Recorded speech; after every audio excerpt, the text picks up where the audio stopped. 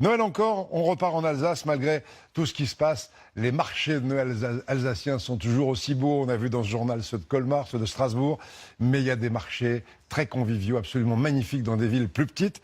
On va aller à Haguenau et Kaysersberg avec ce très beau reportage de Jacques Boivin et Laurence Claude-Pierre. C'est l'une de nos découvertes cette année.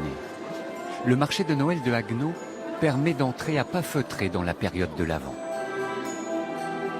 Un marché familial, joyeux et convivial, où l'on vient acheter ses moules à bredele, les gâteaux de Noël. En bon petit alsacien, Thiago les connaît déjà. Un diamant. Un diamant? J'ai choisi une étoile. Une étoile et quoi? Reine encore? Reine. C'est pour faire des gâteaux Noël. Tu les aimes bien ceux-là? Oui. C'est ta maman qui les fait? Non, c'est moi et papa. Dans une douce euphorie, vous vous laissez prendre au jeu.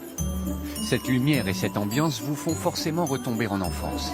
Haguenau, le grand-père va le faire découvrir à son petit-fils. C'est le lieu de rendez-vous de tous les habitants. On va dire c'est le nôtre un petit peu. Voilà, c'est notre marché de Noël et faire un tour, ça fait toujours plaisir. L'ambiance de Noël, tout le monde aime ça. C'est un petit marché qui se développe bien. Il commence à y avoir du touriste quand même, mais c'est quand même beaucoup encore des gens du cru.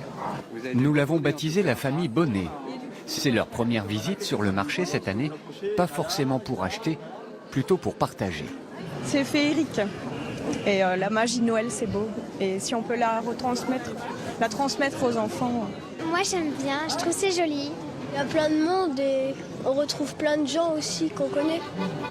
Chez Nivinort, joyeux Noël, nous sommes bien en Alsace, la région où certaines communes se transforment un mois durant en village du Père Noël. Sur la place de Kaysersberg, c'est la foule du week-end.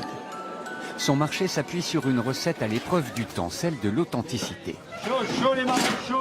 Dans un joyeux brouhaha, les effluves de marron se mélangent à celles du vin chaud et de la cannelle. Après la famille Bonnet, la famille verre à la main. Chocolat ou vin chaud, les adultes n'hésitent pas longtemps.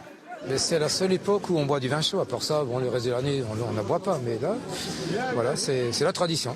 On vient des Vosges, et puis on vient chez des amis. Alors, avant d'aller souper, on vient boire notre petit vin chaud. Les rouges ou les blancs? Rouge ou blanc, les deux couleurs de l'Alsace. Le vin chaud est confectionné par des bénévoles. Comme chaque année, les bénéfices seront reversés intégralement à une association du village. Une bonne action dont les ingrédients n'ont jamais changé. Il y a de la cannelle, des étoiles d'anis, du sucre, des oranges et des citrons.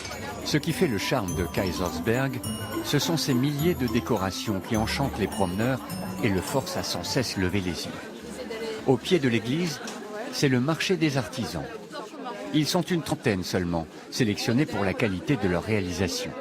Donc ça, c'est le kelch qui est encore fabriqué en Alsace. C'est des tissus à carreaux en fait, qui sont un mélange de coton et de lin. C'est 100% alsacien. Je cherche des petits cœurs, et des petits cœurs, et des petits cœurs. C'est très très beau, c'est très typique, c'est très chaleureux, c'est Noël. Beaucoup de créations, des choses qu'ils n'ont pas vues ailleurs, forcément. Il faut les faire un petit peu rêver, un petit peu ramener à la tradition. Je pars de la planche brute, je travaille avec une scierie qui est sur Fréland et je transforme tout sur Kaysersberg, donc on est vraiment artisan du début à la fin. À 20h, le marché ferme ses portes. Nous quittons le village avec un seul rêve, que la neige donne une touche plus hivernale encore à cette magnifique carte postale.